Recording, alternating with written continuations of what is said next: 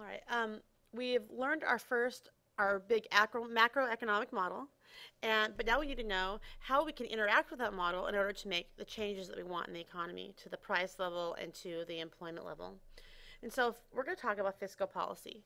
Fiscal policy are government actions to encourage full employment, control inflation, and encourage growth. And so it's all about getting us to that full employment level, keeping price level stable, and having economic growth. Now, the government has three options. In this case, they can change taxes, change government spending, or do a combination of the two. And when I say government, specifically, I mean Congress, because Congress is who makes these actions. Let's say we're in a recession. So if we're in a recession, and we are at aggregate, so that means we're at aggregate demand 1. Well, let me actually put the long run aggregate supply line in here, so we can kind of have that. And so that's our full employment level, okay? But we're at aggregate demand 1 right now. Aggregate demand 2 doesn't exist. So that means this right here is the point we're operating at. Now remember, what did I say when we have kind of this little triangle formed to the left? That is called a recessionary gap. So we're in a recession. Well, fiscal policy is when the government takes action in order to increase aggregate demand to increase our output. Now to increase aggregate demand, they can do two things. One, they can lower taxes. If they lower taxes, that could increase the consumption spending and move the aggregate demand to the right. Two, they could increase government spending. And so if the government just spends more money, again, part of aggregate demand is government spending. That could move it to the right as well, which would bring us back to full employment right here. Now notice that we do have a little bit of a trade-off, don't we? We are getting back to full employment, but we are trading off for higher prices. This plan will move us towards a budget deficit, because remember, what we are doing is we are taking in less money through lower taxes, and we're spending more money through increased government spending, so of course that's going to bring us to a deficit. Now, when we try to decide which we're going to do, are we going to lower taxes, are we going to increase spending?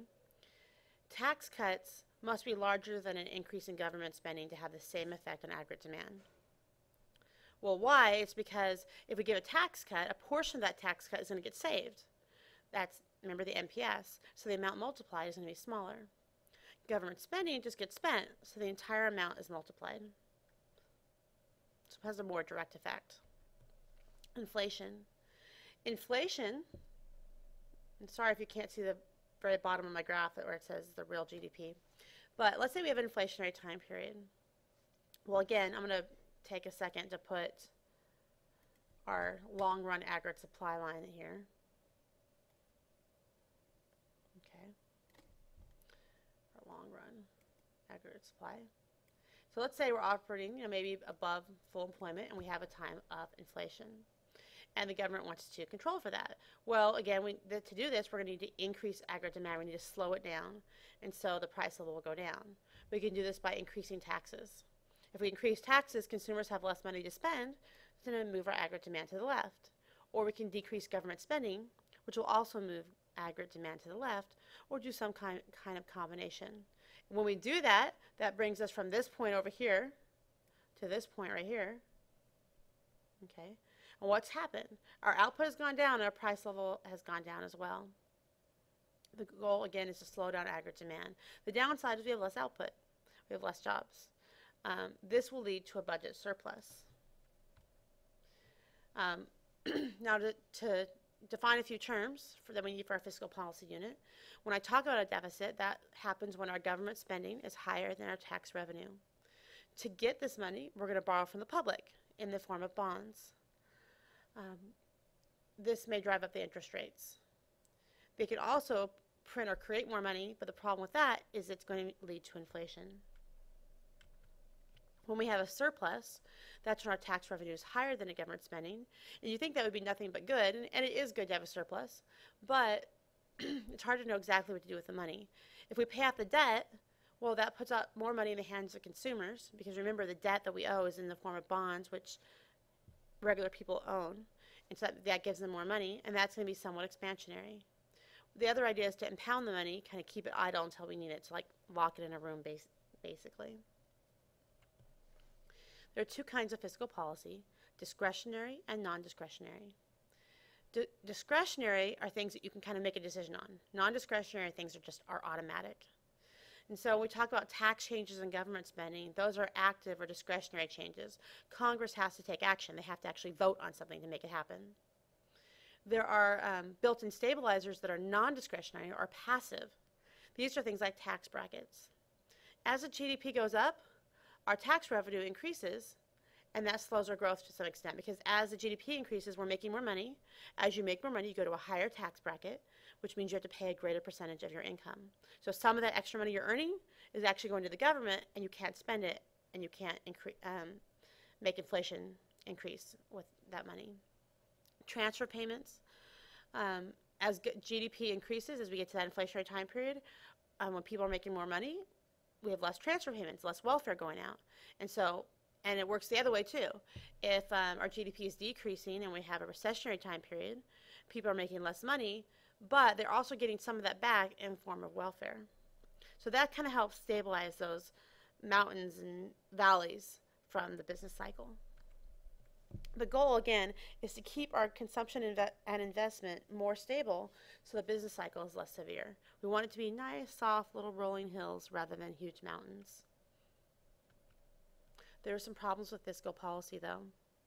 We call them lags. There is, first of all, the recognition lag.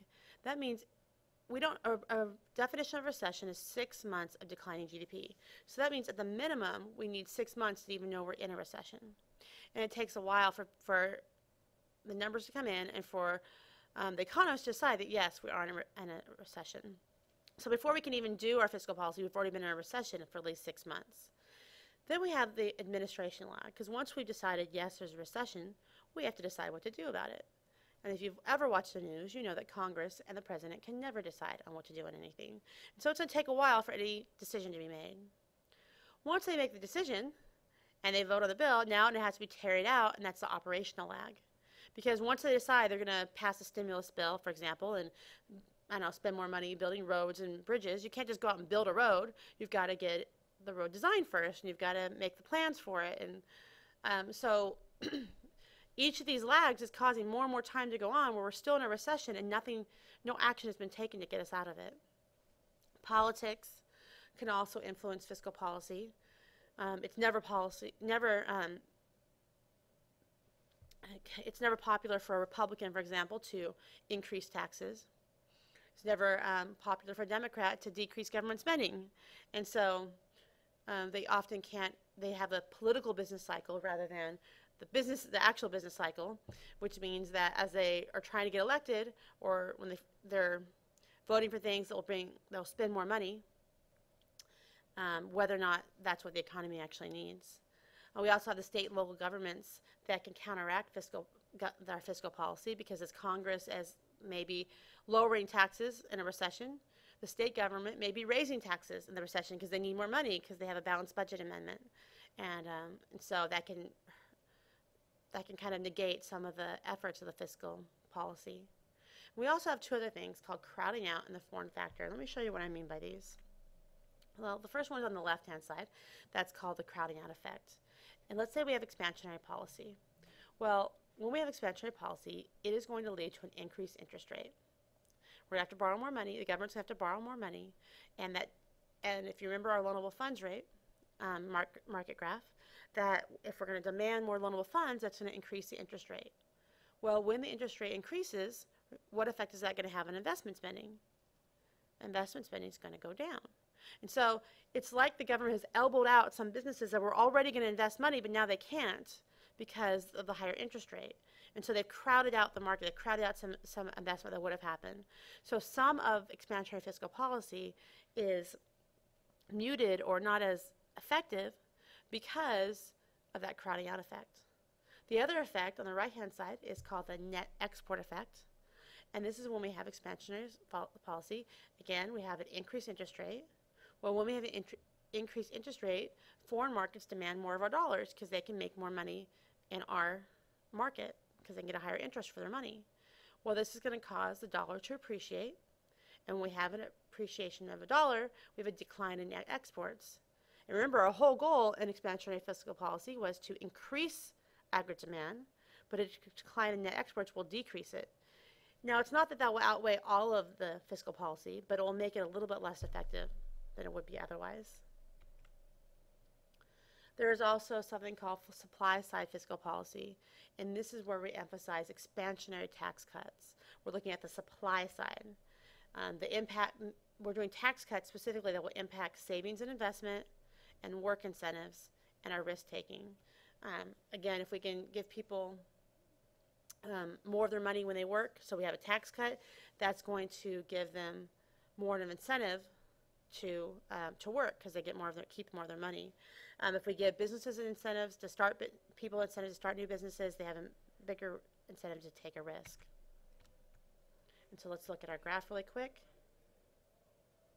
In supply, let's imagine aggregate demand increases. That causes our price level to go up.